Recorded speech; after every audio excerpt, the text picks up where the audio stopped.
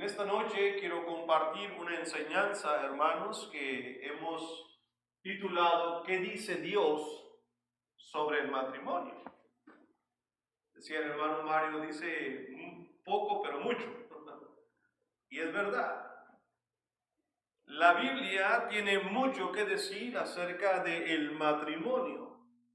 Y en esta noche quiero utilizar el tiempo para expresar lo que la Biblia dice en relación a este conflictivo tema hoy en día para muchos. ¿Qué dice Dios sobre el matrimonio? Es muy importante entender esto. Aquí vemos nosotros que hoy en día hay conceptos, por ejemplo, el feminismo alega que el matrimonio fue creado por el hombre para dominar a la mujer. Esta es una filosofía muy fuerte hoy en día en nuestra cultura. Cuando hablamos del movimiento feminista, estamos hablando de algo que está sucediendo diariamente entre nosotros. Así como nuestros abuelos y padres quizá vivieron una época del machismo, hoy se vive el feminismo. Y si no ha oído lo que es el feminismo, creo que sí lo hemos visto. La mujer está tomando un protagonismo muy fuerte en muchos trabajos, en muchas dependencias gubernamentales, en muchos gobiernos, en muchos hogares y también en las iglesias, en las sectas. Dios tiene mucho que decir sobre el rol del hombre y la mujer, tanto en la casa como en la iglesia. Y eso es lo que nos interesa a nosotros saber. Pero está equivocada esta filosofía feminista que dice que el matrimonio fue creado por el hombre para dominar a la mujer. Claro. Y ahorita lo vamos a ver por qué está equivocado. Entendamos que el matrimonio es una institución creada por Dios. Hay tres instituciones divinas creadas por Dios. El matrimonio es uno de ellos, la iglesia es otra de ellas y las leyes terrenales. Tres instituciones divinas creadas por Dios para el beneficio de nosotros que viviremos en este mundo. Por lo tanto, si Dios puso y creó esas tres instituciones, también Él es quien está poniendo las directrices de cómo se deben de llevar las cosas en el matrimonio, en la iglesia y en el mundo en el que vivimos. Así de simple. No es tan complicado tampoco. Hay un versículo que se le conoce entre muchos comentaristas como la constitución del matrimonio. Es este que aparece en pantalla, Génesis capítulo 2, versículo 24. Y dice, por eso o por tanto, el hombre dejará a su padre y a su madre y se unirá a su mujer y los dos serán una sola carne. Esta es una traducción diferente que está ahí. Pero esto es lo que dice la Escritura. Esto es lo que se llama la constitución del matrimonio. Y en esta noche nos vamos a ocupar en las tres facetas que este versículo nos da. La primera de ellas es fácil de identificar, hermanos. Primeramente, por esta razón, Dios dice, el hombre dejará a su padre y a su madre. Esa es una faceta en el matrimonio. La segunda dice, y se unirá a su mujer. Esa es la segunda faceta. Y la tercera, entonces los dos serán una sola carne. Les propongo que ustedes me den algunos 40 minutos de su atención. Yo he estudiado y he preparado esta lección a conciencia. Estoy convencido que usando la Biblia vamos a aprender cosas, no que no sabíamos, pero quizá ignorábamos. Yo no sé si a propósito, no, eso no me toca juzgar a mí, le toca juzgar a cada quien en su persona. Pero estoy seguro que habrá edificación para cada uno de nosotros esta noche, queridos hermanos. ¿Qué es el matrimonio? Bueno, primeramente, hermanos, hay que decir lo que la Escritura dice. Es una unión, es un pacto.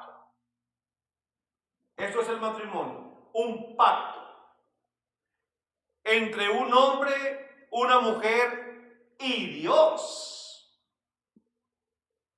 Vuelvo a repetir, a veces pensamos que el matrimonio nomás es entre el hombre y la mujer. No, Dios también está en medio de este pacto.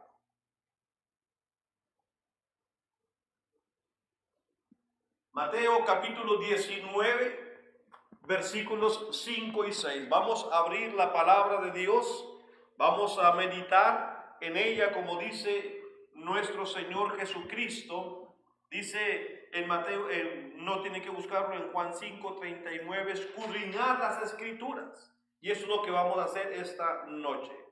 Dije Mateo en el capítulo 19, los versículos 5 y 6. Dice la palabra del Señor, y dijo, por esto el hombre dejará padre y madre y se unirá a su mujer, y los dos serán una sola carne. Así que no son ya más dos, sino una sola carne. Por tanto, lo que Dios juntó, no lo separe el hombre.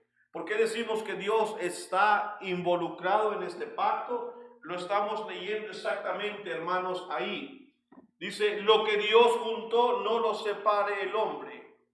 Esto es lo que Dios, hermanos, ha determinado como una ley dentro del matrimonio. Es un pacto inquebrantable. No se adelante, yo sé que está diciendo, hermano, pero usted no reconoce lo que el versículo 9 dice. Todavía no nos llegamos ahí.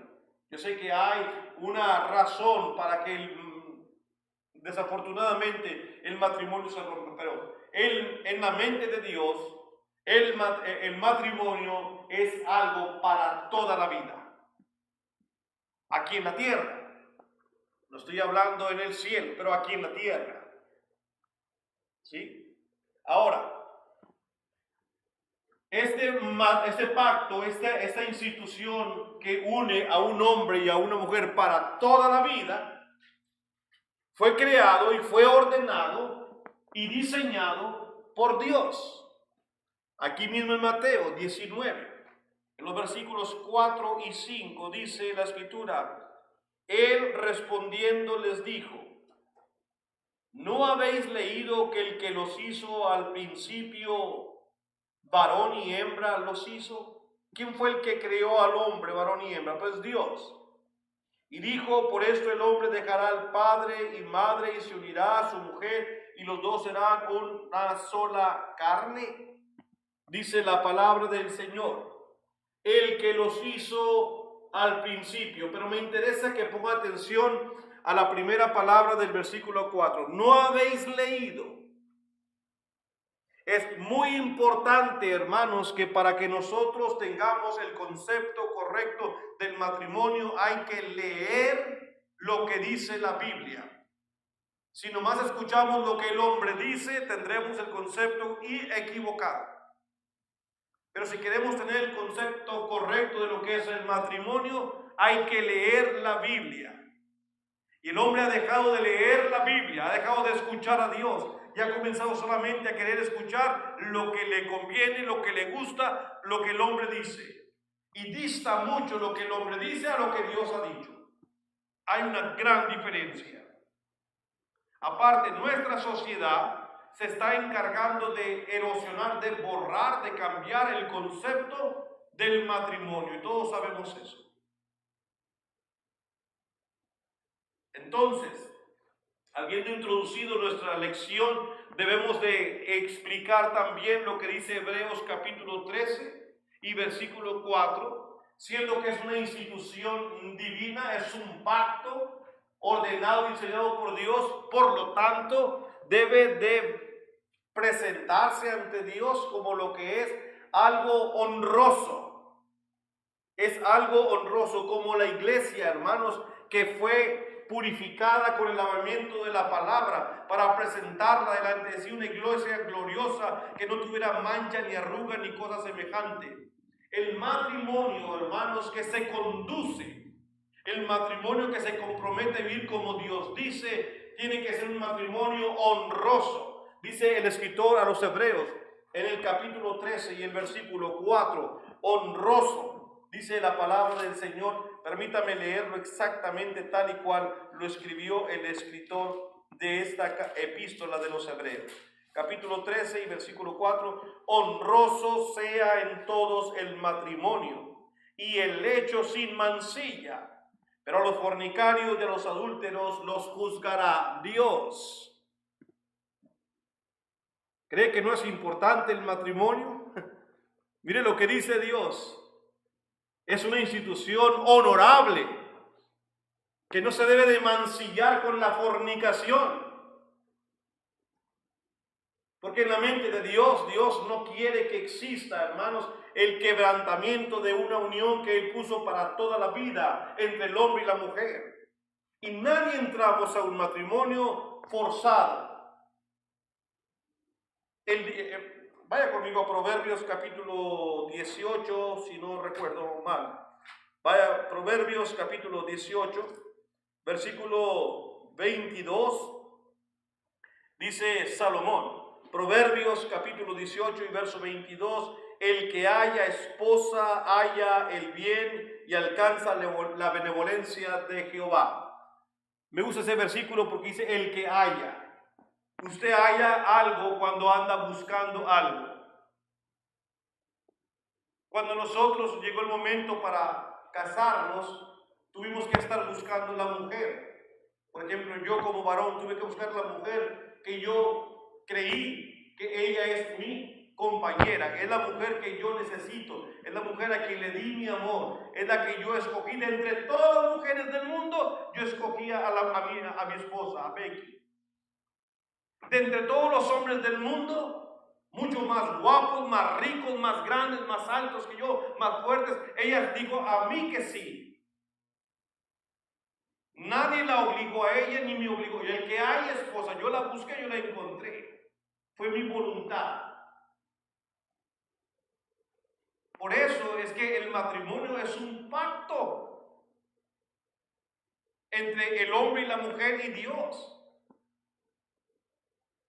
Y por eso Dios aborrece el repudio, como dice Malaquías.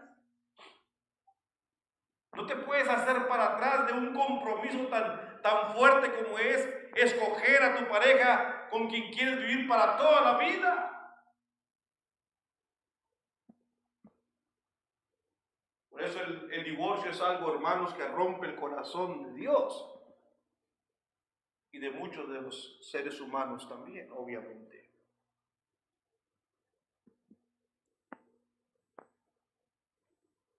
Vamos a analizar lo que Génesis 2:24 dice, las tres etapas que le dije, las tres stages, las tres esferas, ¿verdad? Los tres pasos del versículo de Génesis 2:24, el versículo que es llamado la constitución del matrimonio. La primera parte es, por lo tanto, dejará el hombre a padre y a madre y se unirá a su mujer.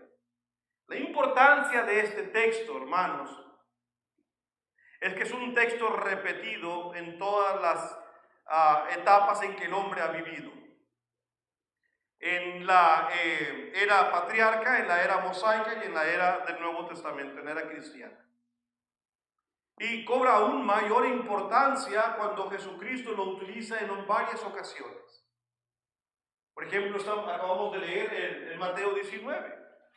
Donde cuando al Señor, hermanos, se le hizo una pregunta en el Nuevo Pacto, el Nuevo Testamento, sobre la permanencia del matrimonio, Jesús utilizó lo que el Señor desde el inicio, desde el principio, puso para esa institución.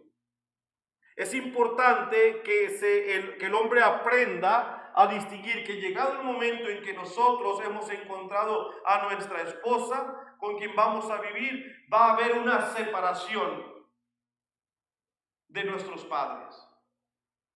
Y eso no significa que vamos a dejar de amarlos o que vamos a dejar de honrarlos. Pero esa separación tiene que darse para el beneficio del nuevo matrimonio, para el beneficio incluso de los padres. Y hoy en día no estamos viendo ese procedimiento. Hoy en día se casan los hijos sin ni siquiera pensar lo que están. Bueno, no digo que se casen, porque hoy en día casi ya no se están casando. Hoy solamente agarran a la muchacha y se van a vivir junto con ella. Y ahora te digo, yo voy a llevarte a la casa de mi papá. Papá, mira, me traje a esta mujer, a esta muchacha que iba a vivir conmigo. Y el papá, está bien. Eso no está correcto. Ahí estás proveyendo una gran infelicidad para ellos y para ti mismo. Ese no es el procedimiento que Dios busca. Esa no es la manera de hacer las cosas. Pero la tolerancia, el amor ciego, porque no es amor, el amor ciego que los padres ponen sobre sus hijos, les hace decir, está bien, no hay problema, te puedes quedar aquí. El muchacho no está honrando a sus padres, no está preparado, porque obviamente si se la trae para acá, sin ni siquiera hablar con los padres, sin ni siquiera habló con los padres de ella, eso no es una preparación para el matrimonio. Todo está mal. Entonces nosotros solapamos y decimos, está bien, vente a vivir aquí, tengo yo 2 cuartos por ahí, me agarra uno. Hasta eso lo damos. Tiene que haber una individualización. Y esto no viene de mí, esto viene de Dios. Por tanto, dejará el hombre a su padre y a su madre. Alguien una vez me dijo, hermano, pero Adán y Eva no tuvieron padre y madre. Obvio, Dios no estaba hablando solo para ellos, porque ellos no tenían padre ni madre, pero para las generaciones subsecuentes, para la humanidad entera, para que aprendamos. ¿Quién creó la institución del matrimonio? Dios. ¿Quién pone las reglas? Dios. Y esta es una de ellas. Entrenemos, enseñemos a nuestros hijos desde pequeños que va a llegar un día en que ellos sí van a dejar el hogar paterno, materno, pero lo van a hacer cuando estén preparados. ¿Y por qué razón tienen que hacerlo? Porque Dios lo dice, pero tienes que prepararte para ese momento. Todo eso incluye, hermanos, una preparación para el momento tan hermoso del matrimonio. Sí, porque como dijo Salomón, el que haya esposa, haya el bien. El matrimonio es diseñado por Dios para que seamos felices. Cuando Dios crió al hombre, dijo Dios, no es bueno que el hombre esté solo, le haré una ayuda idónea para él. Y así como la iglesia es el contentamiento de Jesús, la iglesia es la esposa de Cristo, nuestra esposa es nuestro contentamiento, nuestra pareja es mi complemento. Hallamos el bien, hallamos la felicidad. Pero a veces decimos, hermano, pues yo no sé de dónde vive usted porque aquí los matrimonios son todos infelices. Sí, yo lo entiendo, ¿sabe por qué? Porque no estamos haciendo caso al que pone los mandamientos, no estamos haciendo caso a Dios. Por eso es que somos infelices, por eso es que no encontramos el bien en nuestra pareja, porque hemos dejado de oír a Dios. Entonces, la primera premisa nos dice a nosotros que llegará el momento en que nuestros hijos, así como, ¿sabe cómo hacen los pajaritos cuando están criando a sus polluelos, a sus pajaritos? Mientras están pequeños, el pajarito nomás abre su piquito así. Y la mamá viene incluso y le pone la comida ahí en su piquito. Pero llega un momento en que la mamá no le trae nada. Empieza a aletear y a pegarle al pajarito. Como, ya salte, se acabó. Llegó el momento que tienes que salir. Ya no hay más comida en la boca, ahora le toca a usted. Esto no es que no los amamos, esta es parte de su vida también. Hermanos, que yo no quiero que mi hijo sufra porque yo sufrí. El sufrimiento no nos hace daño. El sufrimiento nos acerca más a Dios. Forja mejor nuestros sentimientos. Nos hace más responsables. Somos más honorables. Aprendemos a valorar lo que tenemos. Pero si todo se me da, nunca lo voy a valorar. hermanos, que no quiero que llore las lágrimas de cocodrilo, decimos en México. Llorar te limpia los ojos, es más, es bueno que lagrimiemos de vez en cuando. No es malo. Yo sé que no nos gusta ver a nuestros hijos llorar, pero a veces tienen que llorar para que aprendan en la próxima. Cuando Pablo también, hermanos, habló exactamente sobre la organización del hogar cristiano, también hizo uso de ese mismo mandamiento en Efesios capítulo 5, versículo 31. Él estaba deliberando con una comparación entre la relación Cristo e iglesia y utilizó a una comparación muy hermosa, es el matrimonio. Y dice en el capítulo 5 de Efesios, comenzando por ejemplo, hermanos, el versículo 31, vuelve a decir el apóstol Pablo: por esto dejará el hombre a su padre y a su madre, y se unirá a su mujer, y los dos serán una sola carne. Grande es este misterio, dice, mas yo digo esto respecto de Cristo y de la iglesia. Sí, Pablo estaba deliberando sobre la iglesia y sobre la relación que tiene con Cristo, y utilizó al matrimonio, hermanos, como un ejemplo a seguir para hacer entender a los hermanos en Éfeso. Pero lo que yo quiero que resalte es que Pablo vuelve a recordarnos lo mismo que Dios dijo en la creación, y lo que Jesús dijo también al principio, hermanos, de su ministerio personal. Es necesario que, llegado el momento del matrimonio, el hombre entienda que tiene que dejar padre y madre. Muchos matrimonios se han ido a la ruina porque cuando viven juntos, hermanos, el matrimonio, la pareja necesita su independencia. Cuando los hijos viven con uno, a lo mejor en una ocasión, pues la esposa, la pareja, ¿verdad?, de su hijo, no lo va a hablar como usted. A lo mejor se molestó con su hijo y usted está ahí, los ve pelear, y usted como mamá quiere decir: oye, hija, espérate, no le hables así a mi hijo, o hazle su cena. Yo vi que llegó del trabajo y no tiene la cena. No te metas. No metas su cuchara porque va a ensuciar la sopa. Déjenlos a ellos. Pero hoy en día los padres no, empiezan a meterse donde no deben, empiezan a hacer, hermanos, comentarios que vienen a molestar al yerno o a la nuera, y terminan por meterse completamente y destruyen lo que ellos podían haber arreglado. A lo mejor con unos cuantos enojos, pero luego se iban a entender. Dejemos, hermanos, y hagamos lo que Dios dice. Entonces entendamos, hermanos, que Adán y Eva no tuvieron padres, pero fue dicho para los descendientes más adelante. Esto significa que no pueden vivir, no significa, que no puedan vivir juntos, es decir, en la misma propiedad. Isaac trajo a Rebeca a casa a su madre. Yo no creo que es lo mejor, sin embargo, en tiempos antiguos se vivía de manera distinta. Tenían propiedades, terrenos muy largos, y tenían sus tiendas por allá y otras por acá. No es lo que la Biblia está diciendo, que no puedes vivir en la misma propiedad, ni es lo que el hermano Basilio le está diciendo.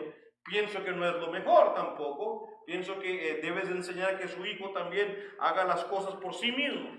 Ahí en Génesis estoy leyendo el capítulo 24, solamente para comprobar lo que escribe ahí, que en un tiempo Isaac también trajo a su esposa a vivir a casa de su padre. Dice así en Génesis capítulo 24 y versículo 67, dice la palabra del Señor en las siguientes palabras. Y versículos 66 y 67. Entonces el criado contó a Isaac todo lo que había hecho, y la trajo Isaac a la tienda de su madre Sara. Y tomó a Rebeca por mujer y la amó, y se consoló Isaac después de la muerte de su madre. Alguien puede decir: mira, hermano, aquí está un ejemplo donde no hay problema si traes a vivir a la muchacha a casa de tu padre. Vuelvo a repetir, no vivimos en esos tiempos ni en esos tipos de lugares. Pero lo mejor es, como dice la Escritura, que vivamos nosotros separados de ellos. También Jacob vivió con su suegro Labán. Y ahí tenemos nosotros parte del relato bíblico. Dele vuelta a la Biblia hacia adelantito en el capítulo 30 de Génesis, y también en los versículos 25 y 26 dice la palabra del Señor así. Génesis capítulo 30, Versículo 25 y 26 dice la escritura lo siguiente. Alcanzó pues Labán a Jacob y... Estoy leyendo el 31, perdón, capítulo 30 dije, verso 25 y 26. Aconteció cuando Raquel hubo dado a luz a José, que Jacob dijo a Labán, envíame e iré a mi lugar y a mi tierra. Dame mis mujeres y mis hijos, por las cuales he servido contigo, y déjame ir, pues tú sabes los servicios que te he hecho.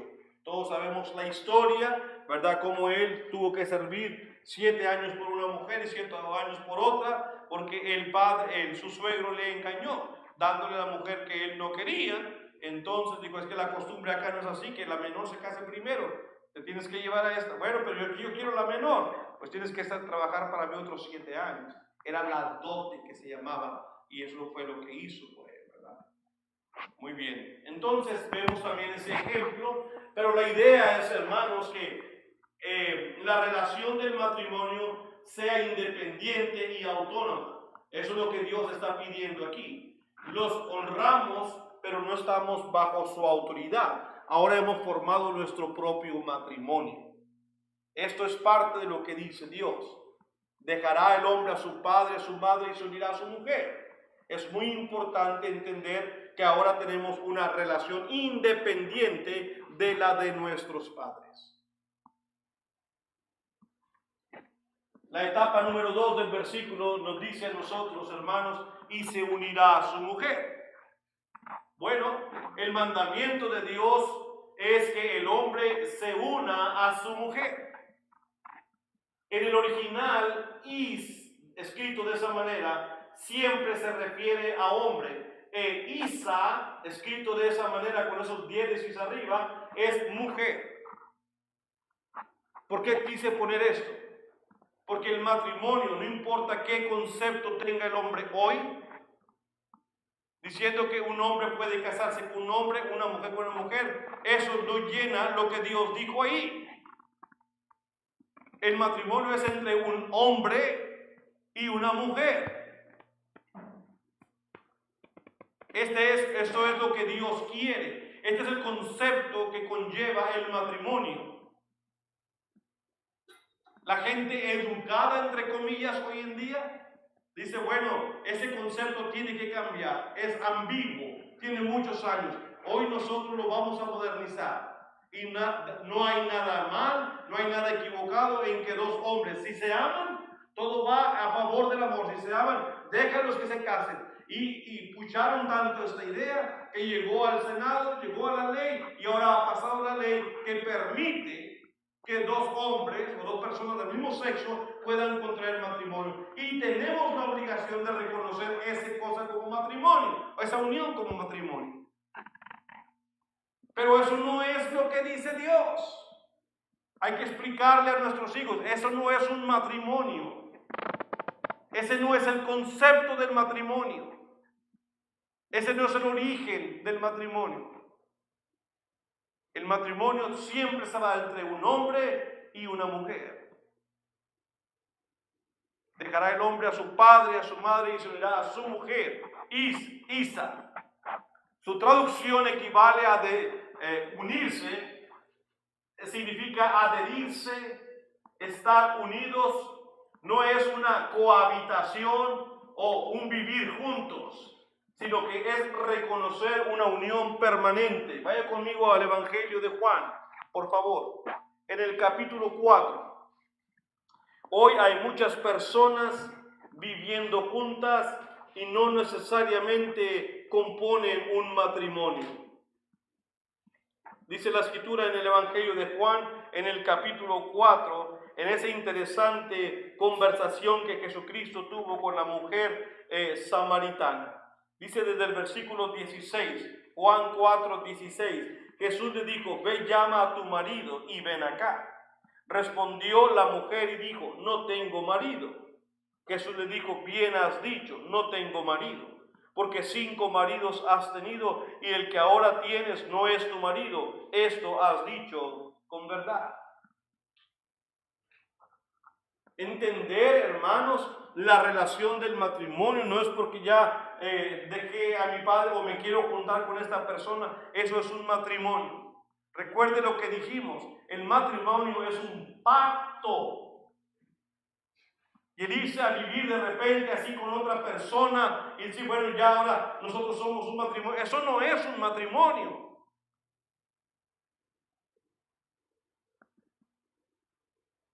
Llama a tu marido, no tengo marido, bien has dicho, dijo el Señor. Porque 5 maridos y con quien ahora vives, con el que ahora tienes, no es tu marido. Y hay mucha gente que vive en una relación así. El matrimonio es una unión, hermanos, no temporal, sino permanente, adherirse, estar unidos, ser una sola persona, un pacto. Las escrituras no han delineado, y esto es cierto, no nos han dicho un procedimiento para llevar a cabo esta unión bajo el pacto patriarcal, mosaico o Nuevo Testamento. ¿A qué me refiero? Sí, la Biblia dice que tenemos que llegar al momento de casarnos, pero no dice cómo hacerlo, qué ceremonia, qué hacer, una cena. Por lo tanto, lo que yo entiendo, hermanos, es que debemos dejar que cada sociedad, cada cultura, puede ser que cada cultura reconozca, sepa cómo una unión es oficial y que la gente reconozca ahora esa unión como matrimonio. Porque en diferentes países tenemos diferentes costumbres. Cuando la Biblia habla que había que esperar al esposo, lo que he leído yo es que cuando una pareja en el Medio Oriente, en tiempos de los judíos, se iba a casar, se comprometían y el muchacho se iba, hermanos, a trabajar, a hacer su casa o lo que sea, a traer para proveer a su esposa. Y no decía cuándo venía, pero la mujer tenía que estar preparada, como las 10 vírgenes, para cuando llegara el marido. Y de repente se oían, hermanos, los gritos de alegría. Ahí viene el marido, salir a recibirle. Esas eran sus costumbres de ellos. Yo he estado predicando en Guatemala, tienen otras costumbres también. En México lindo y querido tenemos otras costumbres. En Estados Unidos otras costumbres. Pero lo que quiero decir es que cada cultura tiene una manera de reconocer cuando estas dos personas, hombre y mujer, se unieron y ahora son un matrimonio. Por ejemplo, para nosotros debemos de ir a sacar una licencia a la corte, una licencia de matrimonio, hacer unos votos de fidelidad ante unos testigos y comprometernos ante esos testigos. Es lo que aquí se nos pide. Es lo que nuestra cultura, nuestra sociedad acá pide. A lo mejor en otros lugares no piden eso.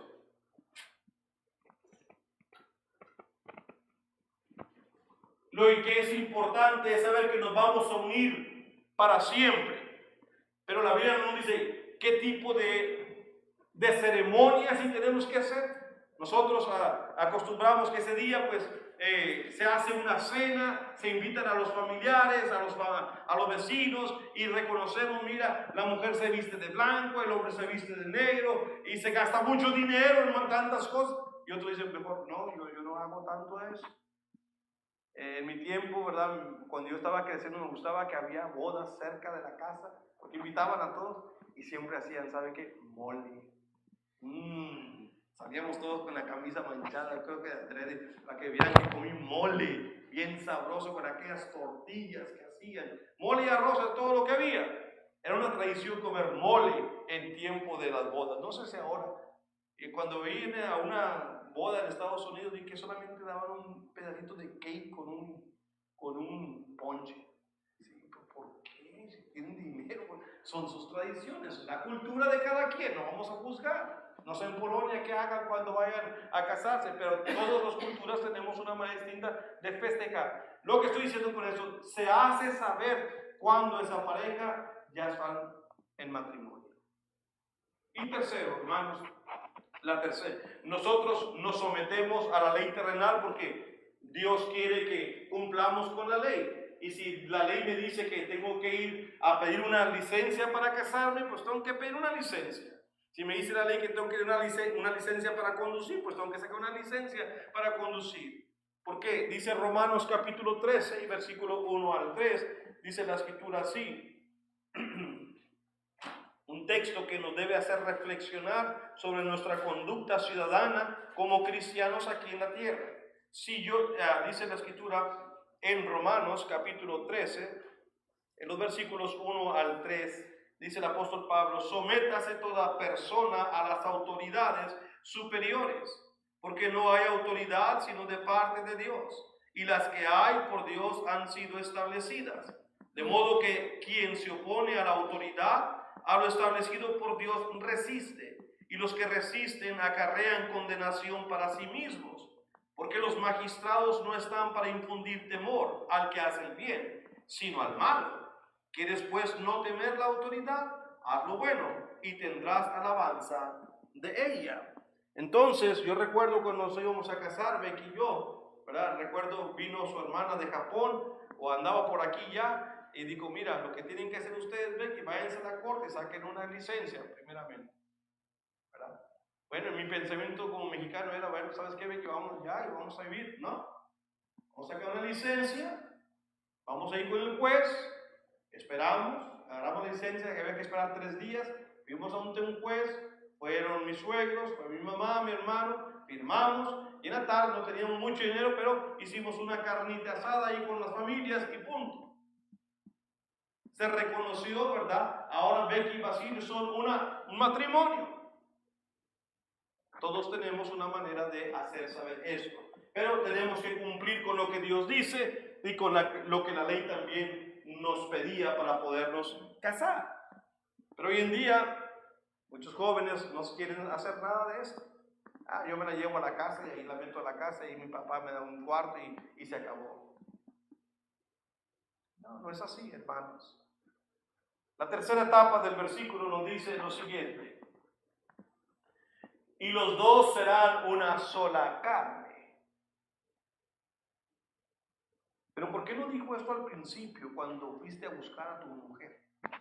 Porque no puedo. Ser una sola carne implica ya estar unidos y tener ciertos derechos, como la intimidad, como la relación más cercana con tu pareja. Pero esto no se debe de dar antes. Es solo cuando has sido casado.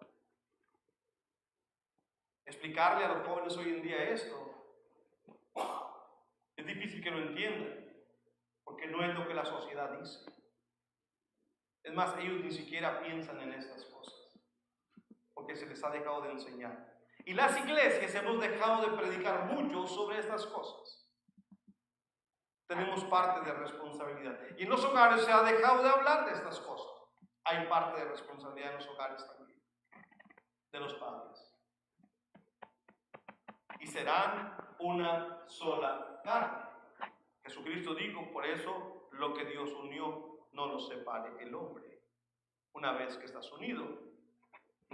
Finalmente vemos que dentro de la relación del matrimonio el Señor manda ser una sola carne. Ya no son dos. Ahora son uno delante del Señor. Porque son un matrimonio. Y cuando Dios creó a Adán y Eva y los bendijo y les dijo: ahora multiplicados, fructificados y multiplicados y llenad la tierra. Ahora tienes derecho, cuando Dios los unió, para tener tu relación y tener hijos, tantos como lo que quieras y puedas mantener, obviamente. Solo cuando estás en el pacto del matrimonio. Las relaciones sexuales no son fuera del matrimonio, son únicamente exclusivas dentro del matrimonio.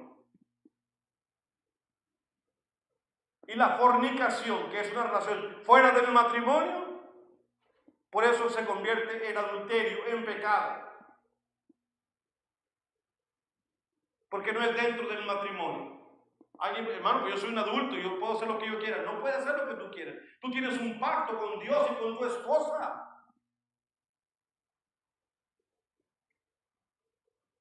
Eso es lo que dice Dios, queridos hermanos.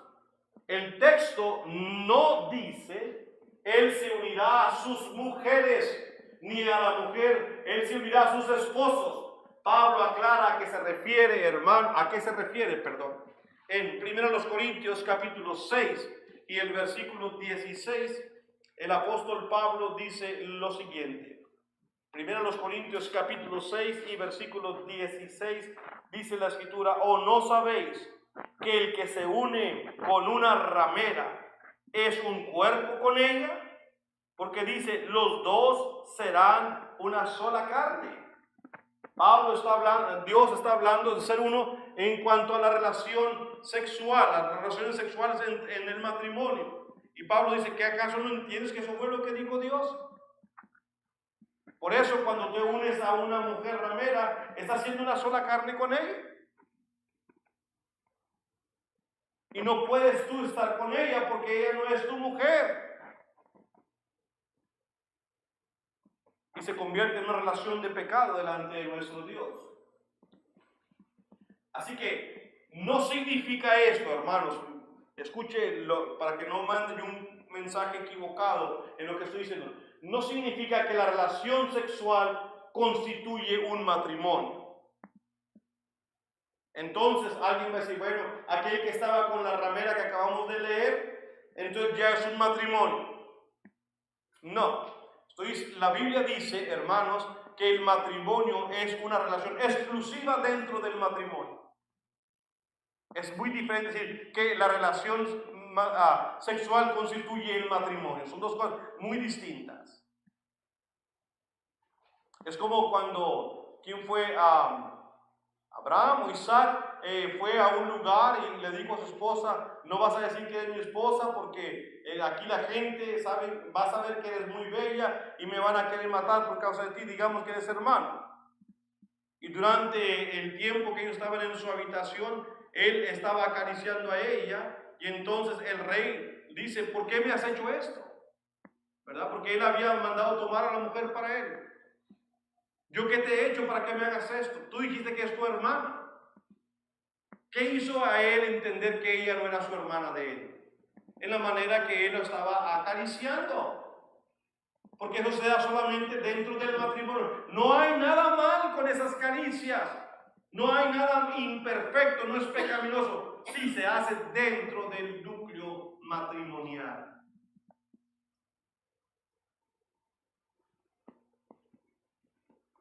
Entonces, esto no significa que la relación sexual constituye un matrimonio. En el Antiguo Testamento, fíjese bien, esta explicación nos debe de sacar de cualquier duda. En el Antiguo Testamento, un hombre que violaba, por ejemplo, a una mujer, lo mataban, pero no era considerado su esposo. Vamos a ver lo que estamos diciendo, a comprobarlo con la Biblia, porque eso es nuestra tarea. Lo que decimos queremos que se cumpla, que se compruebe, con la palabra de Dios. En Deuteronomio, que es el quinto libro en la Biblia, este es el quinto libro que escribió Moisés, dice en el capítulo 22 y en el versículo 25, concretamente para ahorrarnos un poco de tiempo en la lectura, dice la escritura, Deuteronomio 22, 25. Mas si un hombre hallar en el campo a la joven desposada y la forzare, aquel hombre acostándose con ella, morirá solamente el hombre que se acostó con ella. No se le llama marido porque no llegó a ser su marido. Si la relación sexual constituye el matrimonio, aquí le hubieran llamado que era su marido. En la relación sexual no significa que ya eres marido, que eres esposo. ¿Ok? Ahora, fíjese bien algo más. Pero si esa mujer virgen que no estaba, que no estuviera comprometida, era violada, quizá él podía casarse con ella si el padre de ella le permitía. Fíjese bien lo que dice Éxodo 22, versos 16 y 17. En Éxodo capítulo 22, en los versículos 16 y 17, dice la palabra del Señor así. Éxodo 22, 16 y 17. Si alguno engañare a una doncella que no fuere desposada, que es decir, que no estuviera comprometida, y durmiere con ella, deberá dotarla y tomarla por mujer. ¿Sí? Si su padre no quisiera dársela, él le pesará plata conforme a la dote de las vírgenes. Pero no lo constituyó por haber tenido una relación sexual, no lo constituyó en su marido. Tenía derecho, podía llegar a casarse si el padre de ella se lo permitía. Pero si el padre no quería que ella se casara con él, porque quizás, pues, mira, te engañó, entonces él tenía que pagar la dote. Y no dice aquí cuánto exactamente era, cuántas vacas o cuántas borregas o qué.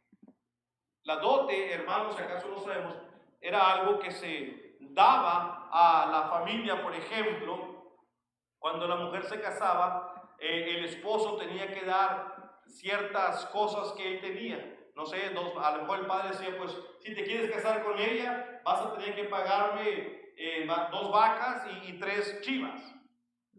Bueno, es lo que la dote era. El padre pidió esto y él tenía que traerle para que él se llevara a su hija.